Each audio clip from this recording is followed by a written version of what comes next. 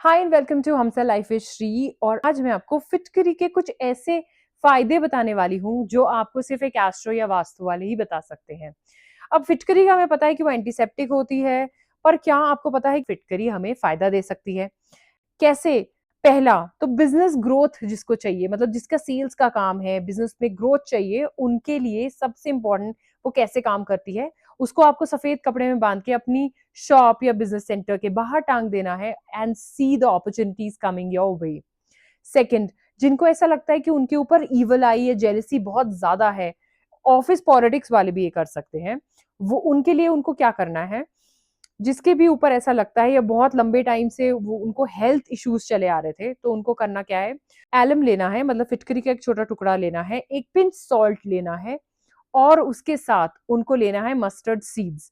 उसको लेके उस इंसान के ऊपर से 7 बार उतारिए, जिसका आपको ऐसा लगता है जिसके साथ प्रॉब्लम्स हो रही है, इवल आई, जेलसी, ऑफिस पॉलिटिक्स, ठीक है, या हेल्थ इश्यूज बहुत टाइम से आ रहे हैं उनको, तो उनके लिए ये करिए। उसके बाद उसको काले तवे पे जला दीजिए।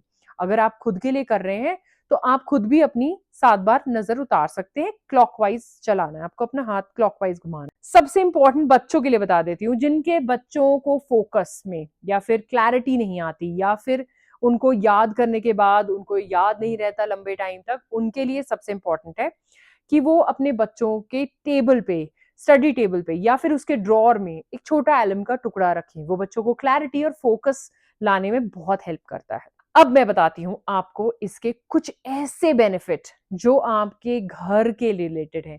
अब घर हमारा प्रोटेक्शन वाली जगह होती है। हम कहीं से भी थक के, लड़के, हार के आते हैं, घर एक हमारी ऐसी जगह होती है जहां हमें चाहिए होता है सुख शांति। अब घर में एलम कैसे काम करता है, वॉशरूम वाला आपको पहले भी पता है, मैं फिर बताऊंगी, एक और रील बनाऊंगी वॉशरूम में कैसे काम करता है। पर घर में, जब आप घर में आप धुनी करते हैं शाम में या दीपक जलाते हैं, उसमें आप एलम डाल दीजिए, या फिर आप खाली एलम जला के भी घर में घुमा सकते हैं।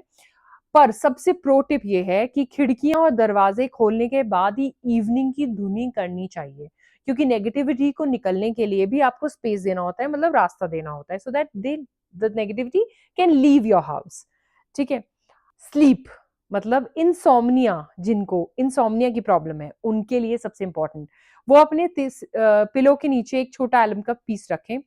और वो पीस आपकी इंसोम्निया की प्रॉब्लम को कैसे सॉल्व करता है ना, मैजिकली, कोई मेडिसिन की जरूरत नहीं पड़ेगी। ये करके देखिएगा।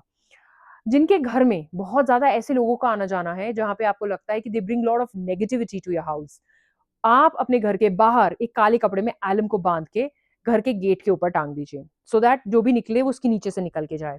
यू विल सी, वो जो भी नेगेटिविटी लेके आते हैं उनकी वो घर से बाहर ही रह जाएगी, और वो जब घर में आएंगे उनके मन में, दिमाग में ऐसा कुछ भी नहीं रहेगा आपके लिए।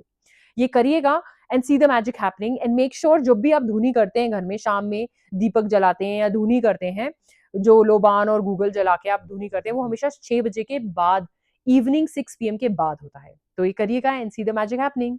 हर हर महादेव।